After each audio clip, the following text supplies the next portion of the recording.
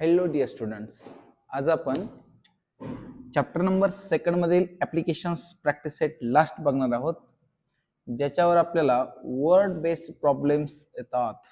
Okay, चलो start from the practice set 2.6. Question number first. देखो, इस type के question में हमें कंडीशंस आइडेंटिफाई करना चाहिए. Okay, or using this condition we have to make the quadratic equation. Let's see here what is given.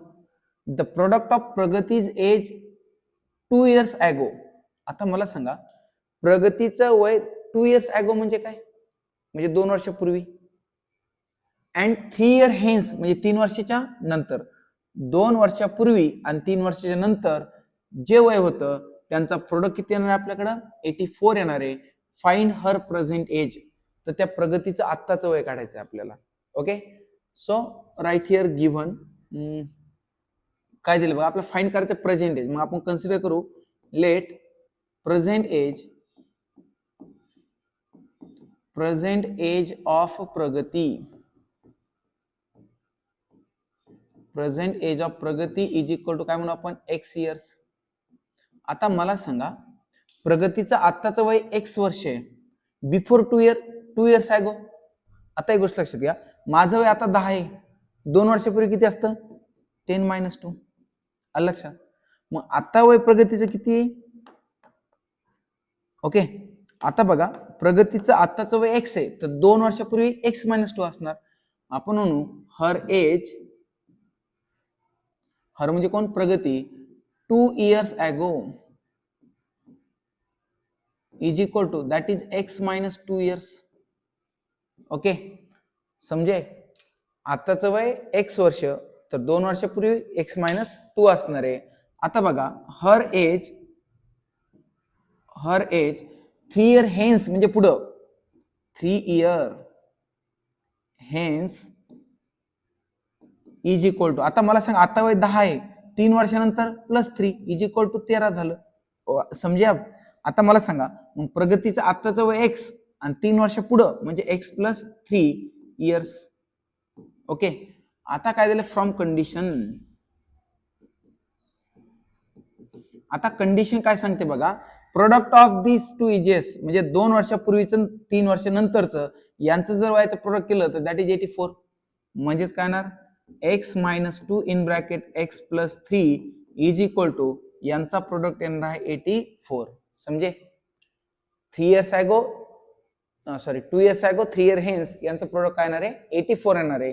आता त्याचं multiplication करू आपण. चला, x × x that is x². ह्या x न पूर्ण ब्रॅकेटला मल्टिप्लाय करू आधी. x × x x², x × 3 that is 3x. आता x न मल्टिप्लाय केलं, आता -2 न मल्टिप्लाय करू. मग -2 × x दॅट इज -2x आणि -2 × 3 दॅट इज -6 आणि हा 84 इकडे आल्यास -84 इज इक्वल टू काय राहिलाय? 0. हा x² ला x², 3x - 2x, 3x मधून 2x गेले, फक्त 1x राहिला आणि मायनस हा झाला 90 इज इक्वल टू 0.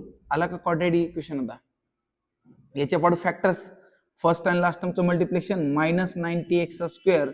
याचे फॅक्टर्स असे पाडायचे ज्याची ऍडिशन सबट्रॅक्शन 1x आली पाहिजे. दॅट इज 9x आणि 10x, 9×10 = 90. आता 1x सबट्रॅक्शन होईल याचं, मग आपल्याला इथं प्लस पाहिजे, मग हा झाला मायनस, हा झाला प्लस. मग काय करू आपण आता? हा झाला x² ला x², हा -9x आणि हा काय? +10x -90 is equal to 0. आता या फर्स्ट 2 टर्म मधून x कॉमन काढा म्हणजे x - 9 राहतो. आता या 2 टर्म मध्ये इथं 10 आहे, 90 ला असेल इथं 9 × 10. मग इथं +10 कॉमन काढा, ब्रॅकेट मध्ये x - 9 इज इक्वल टू 0 राहतो. आणि आता बघा, प्रोडक्ट ऑफ 2 नंबर इज, हा एक मिनिट थांबा, ह्याच्यातून काय कॉमन काढा आता?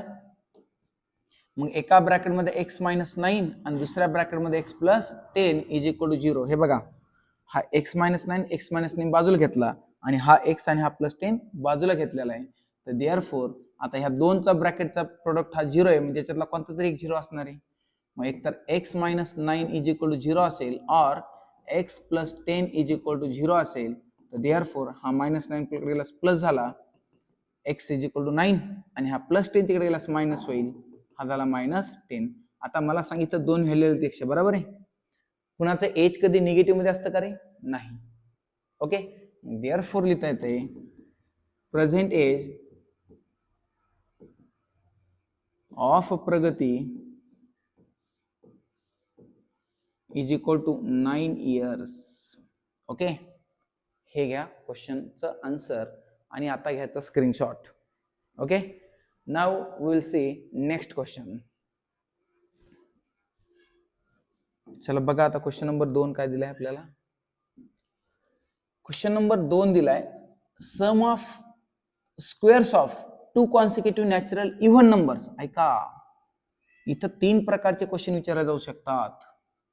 ओके, इथं 3 प्रकारचे क्वेश्चन्स विचारले जाऊ शकतात. बघा आता 2 कॉन्सिक्युटिव्ह नॅचरल नंबर्स. आता बघा नॅचरल नंबर मध्ये फक्त नॅचरल नंबर मध्ये डिफरन्स असतो 1 चा. Natural number 1 2 3 4. पण 2 कॉन्सिक्युटिव्ह इव्हन किंवा ऑड जर विचारलं तर यांच्यामध्ये डिफरन्स असतो that is difference is equal to कितीचा असतो? 2 चा. आले लक्षात? आता मला सांगा फक्त 2 कॉन्सिक्युटिव्ह नॅचरल नंबर जर विचारलं ना तर पहिला आपण x कन्सिडर करू. पहिला काय कन्सिडर करू आपण? x. तर नॅचरल नंबर मध्ये x + 1 असणार आहे, कारण की प्रत्येक नॅचरल नंबर मध्ये एक चा डिफरन्स आहे ना. मग 1 मध्ये 1 ऍड केला 2 आला, 2 मध्ये अजून 1 ऍड केला 3 आला, 3 मध्ये अजून 1 ऍड केला 4 आला. समजे? पण कॉन्सिक्युटिव्ह इव्हन नंबर्स याच्यामध्ये 2 चा डिफरन्स असतो. मग सम ऑफ स्क्वेअर्स ऑफ यांच्या स्क्वेअरची काय असणार आहे? सम. हे किती दिले आपल्याला? 244. Then find the numbers. Let the numbers are called. Let numbers, कोणते नंबर्स येत आहे? Natural even numbers. Natural even numbers are, पहिला म्हणून आपण x, हा x + 2 असणार. लक्षात घ्या, इथं नॅचरल ऑड जरी नंबर असते तरी x आणि x + 2 असते. हा फक्त नॅचरल असते तर मग x आणि x + 1 असतात. लक्षात? आता बघा फ्रॉम कंडिशन. आता कंडिशन काय सांगते? यांची sum of squares of 2 consecutive natural number, म्हणजे याच्या आणि याच्या स्क्वेअरची sum that is x² + x + 2 चा whole square is equal to यांची सम ऑफ स्क्वेअर ऑफ किती आली? 244 यायलाय. हा x² प्लस आता इथे a + b चा होल स्क्वेअर म्हणजे a² + 2ab + b² that is x² + 2ab बेदोने 4x plus b चा स्क्वेअर 4 आणि हा 244 इकडे आल्यास मायनस झाला इज इक्वल टू काय राहिलाय? 0. आता बघा x² काय झाला? दॅट इज 2x² प्लस हा 4x ला 4x. आता 4 - 244 that is -240 is equal to 0. आता इथं 2 इथं 4 इथं 240, याला काय करू? Divide by 2. कारण 2 न का डिवाइड करा? कारण इक्वेशन छोटं व्हायलंय. इथं 2 न डिवाइड करा, इथं सुद्धा 2 न डिवाइड करा, 2 न डिवाइड करा. वाटल्यास इकडे पण करून घ्या 2 न डिवाइड. इथं 2 2 कॅन्सल, 2 2 जा 4 आणि 2 12 जा 4 म्हणजे हा झाला इथं x² प्लस x आणि -120 इज इक्वल टू 0. सॉरी इथं 2x आहे. आता बघा फर्स्ट आणि लास्ट टर्मचं मल्टिप्लिकेशन आला -120 x². 120 चे असे फॅक्टर्स पडायचे ज्याची ऍडिशन सबट्रॅक्शन 2x आली पाहिजे. 120 चे फॅक्टर्स पडतात 12 × 10 म्हणजे 12x × 10x म्हणजे याला द्या मायनस साइन, कारण की 12 तून 10 गेले 2 राहिले, 12x मधून 10x गेले 2x राहिले. देअरफॉर लिहिता येतं मला. ओके, इकडे सगळीकडे देअरफॉर लिहित चालत जा असं. हा झाला x² plus 12x minus 10x minus 120 is equal to 0. इथं x कॉमन काढा म्हणजे ब्रॅकेट मध्ये x + 12 राहतो. बरोबर आहे? हा x² मधला एक x बाहेर आला, इथं एक x राहिला. ह्या 12x मधला x बाहेर आला, फक्त 12 राहिला. आता इथे x + 2 आणायचा, इथं 10 इथं 120, याला असं लिहिता येतं का? 12 × 10. मग इथं -10 कॉमन काढा, ब्रॅकेट मध्ये अगेन हा -10 बाहेर आला, मग x + 12 राहिला इज इक्वल टू 0. ओके, आता मग या टर्म मध्ये आणि या टर्म मध्ये हा x + 12 त्याला बाहेर काढा, दॅट इज x + 12 आणि हा x आणि -10 एका ब्रॅकेट मध्ये. That is x minus 10 is equal to 0. आता दोन्हीचा प्रोडक्ट 0 आहे, म्हणजेच काय लिहिता येईल देअरफॉर एक तर x plus 12 is equal to 0 असेल किंवा that is x minus 10 is equal to 0 असणार आहे. देअरफॉर हा 12 तिकडे गेला मायनस झाला, एक्स इज इक्वल टू काय झाला आपल्याकडं -12 झालेला आहे आणि हा -10 तिकडे गेला प्लस झाला, तर एक्स इज इक्वल टू काय झालाय +10. आता आहे का आपल्याला 2 कॉन्सिक्युटिव्ह नॅचरल नंबर विचारले, नॅचरल नंबर निगेटिव्ह असतात का? नाही. मग देअरफॉर द नंबर्स आर पहिला नंबर कोणता आहे रे? X is equal to x म्हणजे किती आला 10 आणि दुसरा नंबर काय आपला सेकंड वाला काय आहे एक्स प्लस 2 म्हणजे 10 + 2 इज इक्वल टू काय आला आपल्याला 12. हे झाले आपले दोन नंबर. Now take the screenshot. चला आता सेकंड क्वेश्चनचा सुद्धा स्क्रीनशॉट घ्या आणि आता आपण बघूया थर्ड क्वेश्चन. चल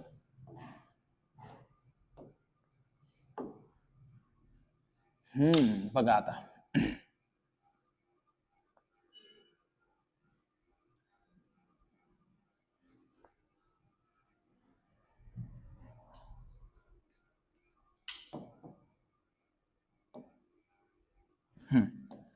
आता बघा इन द ऑरेंज गार्डन, एक ऑरेंजचं गार्डन आहे. Okay, mister Madhusudan there are 150 mango trees. बघा एका गार्डन मध्ये टोटल 150 नंबर ऑफ ट्रीज येतात. The number of trees in each row 5 more than the each column. आता आहे का हे झाले रो, हे झाले कॉलम, अशा प्रकारचे ट्रीज लावलेत त्यांनी. ओके, आता एक गोष्ट लक्षात घ्या, आपल्याला जर टोटल नंबर ऑफ ट्रीज जर काढायचं असेल तर फॉर्म्युला काय असणार बघा, अशा प्रकारे त्यांनी झाडं लावलेली आहेत. ओके, आता बघा नंबर ऑफ रोज किती येतं 1 2 3 4 5 म्हणजे 5 इंटू आणि कॉलम किती ते 1 2 3 4 5 म्हणजे 5 into 5. Total number of tree किती झाले तर 25 झाले. तर अलग लक्षात, हे इथं झालं पण आपल्याला कंडिशन काय दिले, the number of trees in each row is 5 more than that of the each column. आता मला सांगा कॉलम मध्ये किती ट्रीज आहेत माहिती आहे का आपल्याला? नाही, त्या कन्सिडर करू. आणि मग जेवढे कॉलम मध्ये येतं त्याच्यापेक्षा 5 मोर दॅन येतं कशामध्ये? इन इच रो मध्ये येतं. Find the number of trees in each row and each column with the help of following diagram. आता बघ इथं काय दिलं आपल्याला, number of trees in a column. आपल्याला कॉलम मधले ट्रीज माहित नाहीत, ते एक्स येतात, पण रो मध्ये 5 जास्त आहेत ना कॉलम पेक्षा. मग number of trees in row काय असणार? X plus 5. समजे इथं एक्स येतं बघा, इथं एक्स येतं, इथे 5 मोर दॅन येतात म्हणजे ते काय झालं एक्स प्लस 5 झालेलं आहे. टोटल नंबर ऑफ ट्रीज किती दिलेत आपल्याला? टोटल नंबर ऑफ ट्रीज दिलेत 150. ओके, आणि आता frame the equation, find the value of x, number of trees in column and number of trees in row. आता बघा सोल्व करू आपण. बघा आता बघा number of trees in column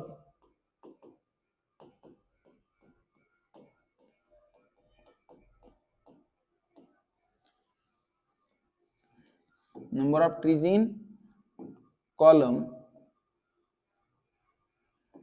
is equal to x trees म्हणून आपण. Okay, therefore number of trees in row is equal to, आता बघ कॉलम मध्ये जर x असतील तर रो मध्ये 5 मोर दॅन येतं, मग दॅट इज x प्लस 5 असणार येतं ट्रीज. ओके, आता टोटल नंबर ऑफ ट्रीज किती आहेत रे? Total number of trees is equal to that is 150 येतं. आता मला सांगा जेव्हा नंबर ऑफ ट्रीज काढायचे असतील तेव्हा फॉर्म्युला काय तयार होईल लक्षात घ्या, column into row is equal to 150 होतील ना. आता कॉलम किती येतं आपल्याकडे एक्स इन ब्रॅकेट, रो किती येतं आपल्याकडे x plus 5 is equal to total किती येतं आपल्याकडे 150. हे लक्षात आले का? म्हणजे मला सांगा आपण शाळेत उभा राहिलेल्या मुलांना जर काउंट करायचं तर ह्या लाईन मध्ये किती येतं, ह्या लाईन मध्ये किती गुणाकार करायचा, आन्सर येऊन जाते.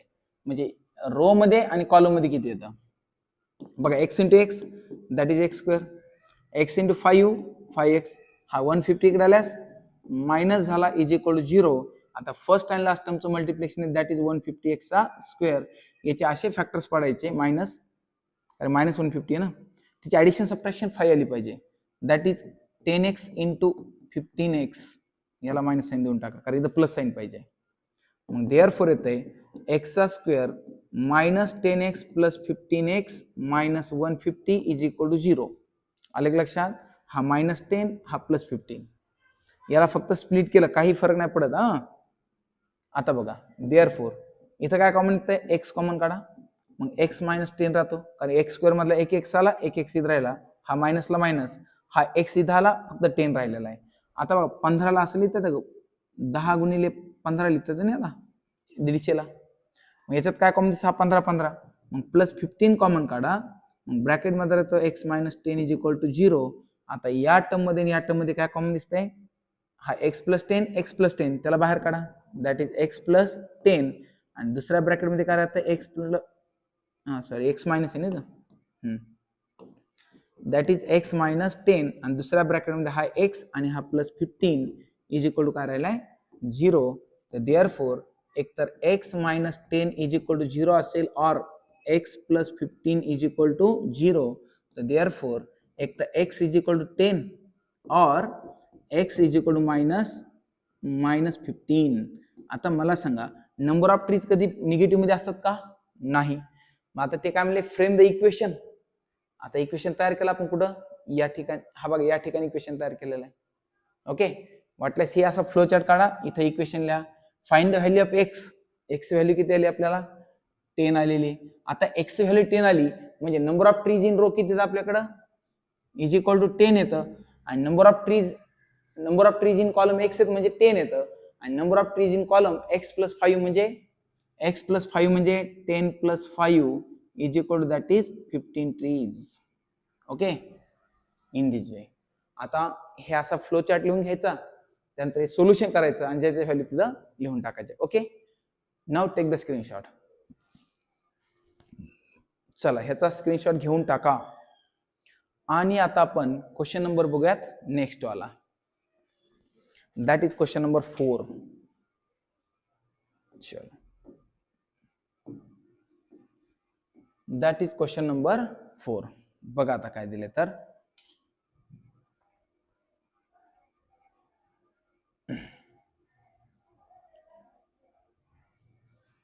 बघा क्वेश्चन काय दिलाय तर, Vivek is older than Kishore. Okay, Vivek is older than Kishore by 5 years, म्हणजे विवेक हा किशोरपेक्षा 5 वर्षांनी मोठा आहे. ओके, आता पुढे बघा, the sum of the reciprocal of their ages, त्या दोघांच्या वयाचं रेसिप्रोकल केलं आणि त्याची सम केली तर काय आली, 1/6 आली. फाइंड देअर प्रेझेंट एजेस, तर आपल्या दोघांचं सुद्धा प्रेझेंट एज माहित पाहिजे, फाइंड करायचंय. तर माहित आहे का, फक्त एक माहिती आहे की विवेक हा किशोरपेक्षा 5 वर्षांना ओल्डर आहे, म्हणजे मोठा आहे. मग मला सांग, किशोरचं वय जर माहित असेल तर विवेकचं सांगता येईल ना, म्हणजे विवेक जर 10 वर्ष असेल तर किशोर किती असणार आहे, 15 वर्ष असणार, कारण 5 वर्षांना मोठा आहे ना. ओके, आपल्याला विवेकच माहित नाही तर आपण, सॉरी किशोरच माहित नाही तर आपण काय करू, let present age of Kishore is equal to x years म्हणून. आता मला सांगा, Vivek is older than Kishore by 5. आता किशोरचं x आहे, हा त्याच्यापेक्षा 5 मोठा आहे, तर देअरफॉर एज ऑफ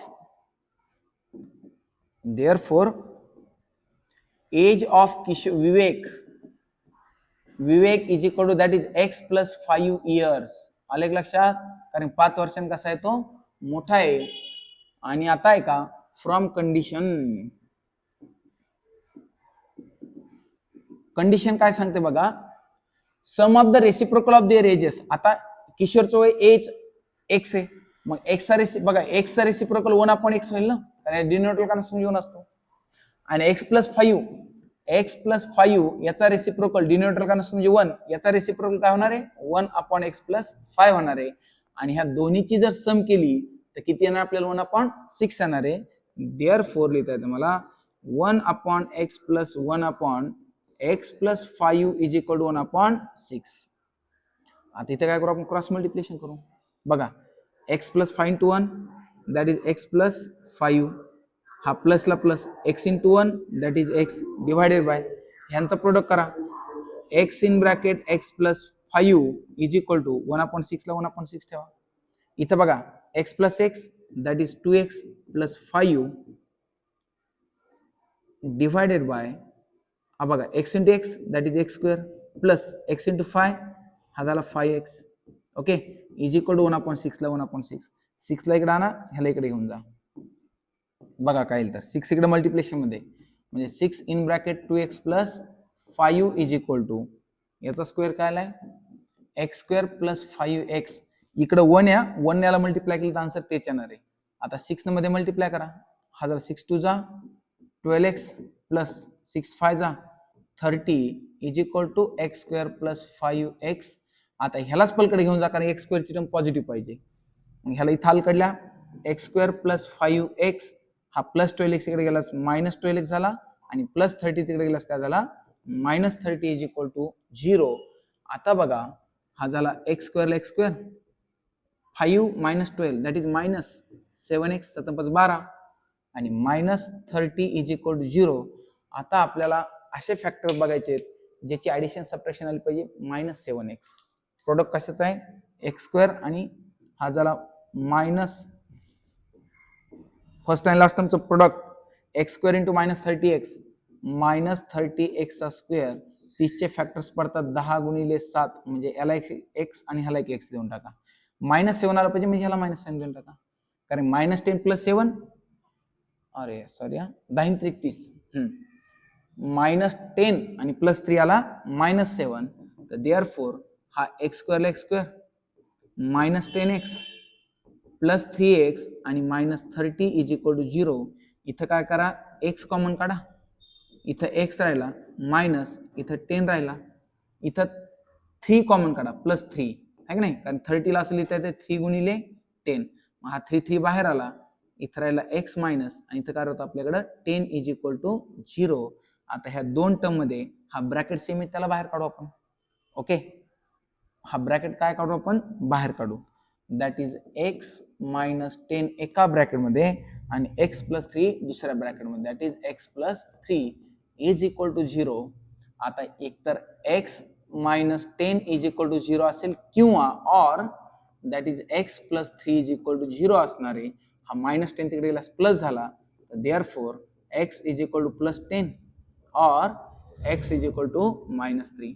आता एज तर निगेटिव्ह नसणार आहे कधी कुणाचं एज कधी निगेटिव्ह असतं का नाही मग एक्स व्हॅल्यू आली 10 आता एक्स व्हॅल्यू 10 आली म्हणजे किशोरचं एज किती आहे 10 आहे मग किशोरचं एज 10 असेल तर विवेक हा त्याच्यापेक्षा 5% मोठा आहे म्हणजे एक्स प्लस 5 झाला. इथं लिहू आपण therefore age of Kishor yes is equal to x is equal to काय झाला 10 इयर्स ओके आणि इथं लिहू आपण age of Vivek is equal to x plus 5 म्हणजेच 10 plus 5 is equal to 15 years okay. In this way हा सुद्धा क्वेश्चन आपला कंप्लीट झालेला आहे याचा स्क्रीनशॉट घ्या आणि क्वेश्चन कंप्लीट करा then will see next question. Sure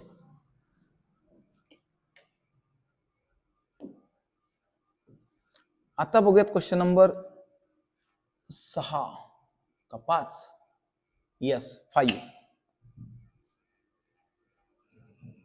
बघा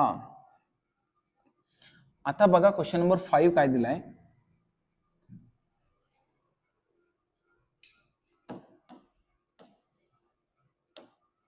बघा सुयश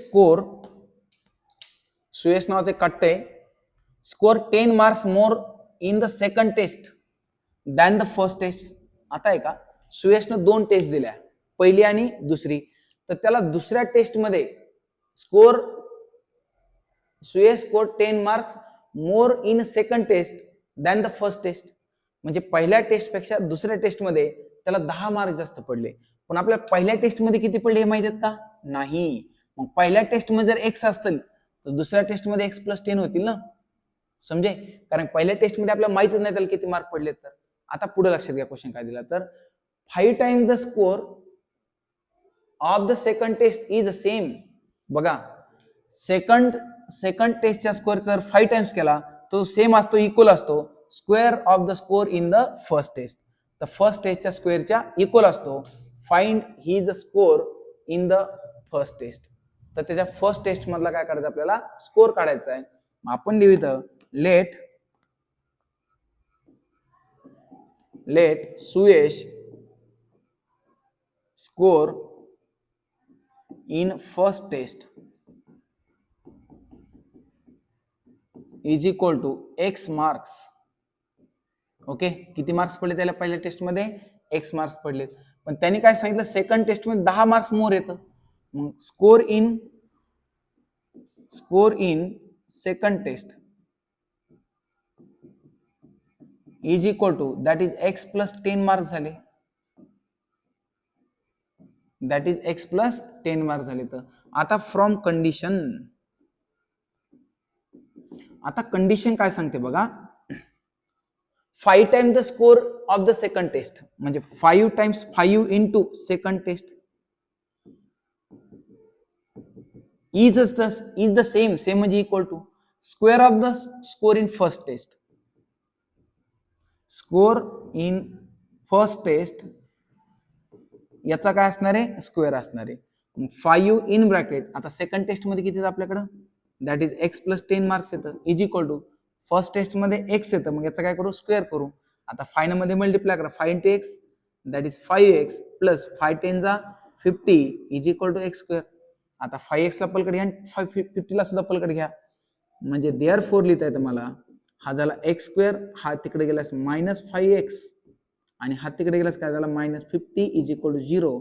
आता फर्स्ट आणि लास्ट टर्मचं मल्टिप्लिकेशन आलं मायनस 50x चा स्क्वेअर, याची ऍडिशन सबट्रॅक्शन आली पाहिजे मायनस 5, दॅट इज 10x गुणिले 5x, 5 10 50, इथं साइन मायनस पाहिजे, मग हे साइन देऊ मोठ्या संख्येला. ओके, आता बघा, therefore x square minus 10x plus 5x आणि मायनस 50 ला 50 इज इक्वल टू 0. ओके, आता या दोन टर्म मध्ये आणि या दोन टर्म मध्ये इथं x कॉमन काढू आपण. इथं x कॉमन काढा, बघा x कॉमन आला, इथला x कॉमन आला, म्हणजे ब्रॅकेट मध्ये राहतो x मायनस 10. इथं प्लस 5 कॉमन काढा आणि ब्रॅकेट मध्ये ऐका, हा 5 बाहेर आला, इथं राहिला x मायनस 50 ला असलं इथं का 5 गुणिले 10, मग हा 5 बाहेर आला, म्हणजे काय राहिला, फक्त इथं 10 राहिला इज इक्वल टू 0. आता ह्या दोन टर्म मध्ये हा ब्रॅकेट सेम आहे बघा, त्याला बाहेर काढा, that is x minus 10 in first bracket and x plus 5 in second bracket is equal to 0. तर therefore लिहिता येतं मला x minus 10 is equal to 0 or x plus 5 is equal to 0. हा 10 तिकडे गेला मायनस झाला, सॉरी मायनसचा प्लस झाला, मग x is equal to आला 10 आणि x is equal to आला मायनस 5. मार्क्स हे कधी निगेटिव्ह मध्ये नसतात, म्हणजे असतात पण 10वी पर्यंत नाहीत. ओके, पुढे बघूयात नंतर असतील कधी असायचे तर. आता बघा काय विचारलंय, find the score in the first test. बस फर्स्ट टेस्ट मध्ये स्कोर फाइंड करायचा आहे. मग therefore score in first taste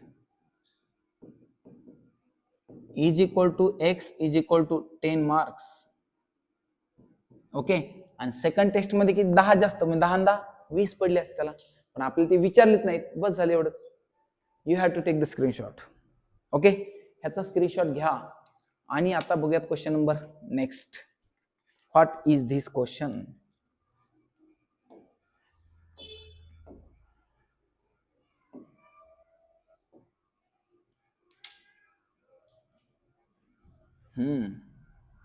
बघा क्वेश्चन नंबर 6 बघूयात आपण आता.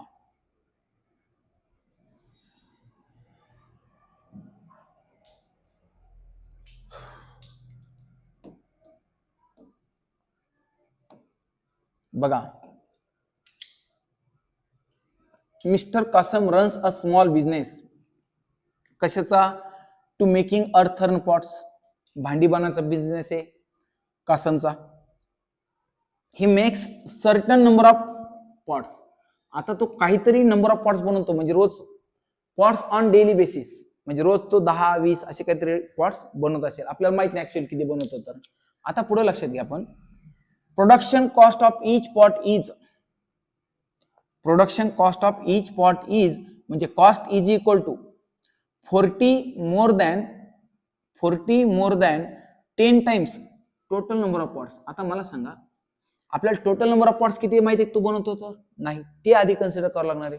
पुढे काय झालं, ही मेक्स इन 1 डे म्हणजे रोज जेवढे पॉट्स बनवतो का त्याच्या 10 टाइम्स आणि प्लस 40 ही झाली त्याच्या एका पॉटची cost.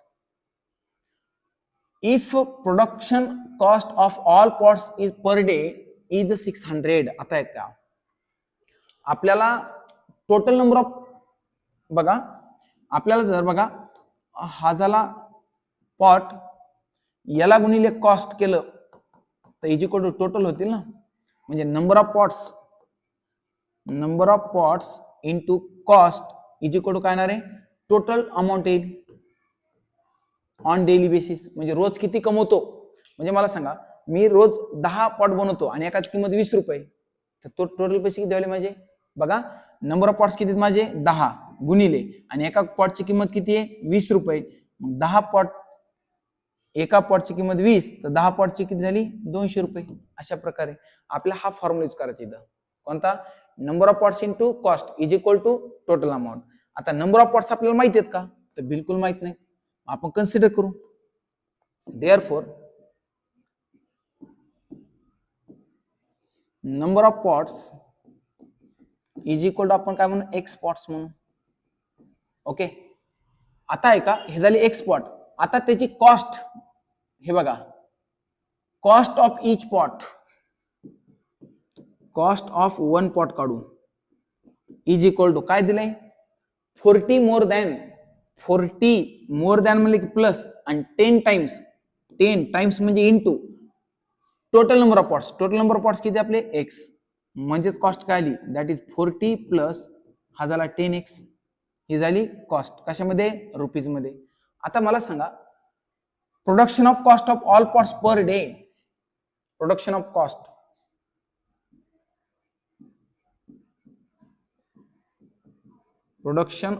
Cost per day is equal to rupees किती येतं 600 म्हणजे झाली टोटल अमाऊंट. मग देअरफॉर लिहिता येईल का मला number of pots into cost of 1 pot is equal to किती रुपये येतं 600 येतं. सांगा आता नंबर ऑफ पॉट्स किती आपले एक्स इन ब्रॅकेट इंटू म्हणजे इन ब्रॅकेट आणि कॉस्ट ऑफ 1 पॉट किती आपल्याकडं that is 40 plus 10x is equal to काय आलाय 600. आता एक्स मध्ये मल्टिप्लाय करा, x into 40x 40 more than आहे का यस हो, आणि x into 10 that is 10x square is equal to 600. आता काय करा याला थोडं व्यवस्थित लिहा, हा एक्स स्क्वेअरची टर्म आधी लिहा दॅट इज 10x स्क्वेअर, त्यानंतर एक्स ची टर्म लिहा 40x आणि हा जो प्लस 600 आहे अलीकडे काय होणार आहे मायनस 600 इज इक्वल टू 0. इथं 10 40 आणि 600 म्हणजे याला डिवाइड बाय 10 करू, इथं 10 ने डिवाइड करा, इथं 10 ने डिवाइड करा, इथं सुद्धा 10 ने डिवाइड करा, इकडे सुद्धा 10 ने डिवाइड करा. इथं 10 कटला, हे झाली 4, हे झाले 1060 म्हणजे झाला x square plus 4x minus 60 is equal to 0 ला 10 ने डिवाइड केलं 0 आलेलं आहे. आता फर्स्ट आणि लास्ट टर्मचं multiplication minus 60x square, x square into minus 60x square. याचे फॅक्टर्स असे पडायचे त्याची ऍडिशन सबट्रॅक्शन 4x आली पाहिजे. बघा 6 × 60 म्हणजे हा झाला 6x इंटू 10x. ओके, आता प्लस 4 आणायचं म्हणजे याला देऊ मायनस साइन. देअरफॉर एक्स स्क्वेअरला x square minus 6x plus 10x आणि हा झाला minus 60 is equal to 0. Common निघतंय, इथं x कॉमन काढा, इथं काय करू आपण x कॉमन काढू, ब्रॅकेट मध्ये x मायनस 6 राहील. इथं काय करा प्लस 10 कॉमन काढा, ब्रॅकेट मध्ये अगेन x मायनस 6 राहतो इज इक्वल टू 0. आता x मायनस 6 याला बाहेर घ्या, मग एका ब्रॅकेट मध्ये x मायनस 6 आणि दुसऱ्या ब्रॅकेट मध्ये x plus 10 is equal to 0. Okay, तर देअरफॉर हा झाला x minus 6 is equal to 0 और x plus 10 is equal to 0. तर therefore x is equal to हा मायनस 6 तिकडे गेलास प्लस झाला आणि x इज इक्वल टू हा प्लस 10 तिकडे गेलास मायनस 10 झालेला आहे. आता बघा एक्स आली एक निगेटिव्ह आली एक पॉझिटिव्ह आली, म्हणजे x इज इक्वल टू 6 हे झाले number of pots. Number of pots is equal to x आणि cost of one pot is equal to 40 plus 10x. चला बघा काय आले. Therefore number of pots is equal to x is equal to 6 म्हणजे रोज किती पॉट बनवतो तो 6. आणि देअरफॉर लिहिता येतं मला cost of one pot is equal to cost of one pot किती दिले आपल्याला दॅट इज 40 प्लस 10x. ही झाली 40 प्लस 10x म्हणजे 40 प्लस 10 इंटू x व्हॅल्यू किती आपल्याकडं x व्हॅल्यू आहे 6. मग हे झाला 40 plus 60 is equal to rupees किती 100. Okay in this way this is the question number 6. आता त्याचा स्क्रीनशॉट घ्या आणि हा व्हिडिओ खूप मोठा व्हायलाय. राहिलेले व्हिडिओ आपण राहिलेले क्वेश्चन्स आपण पुढच्या व्हिडिओमध्ये बघू. Okay now take the screenshot. We'll meet on next day or in next lecture.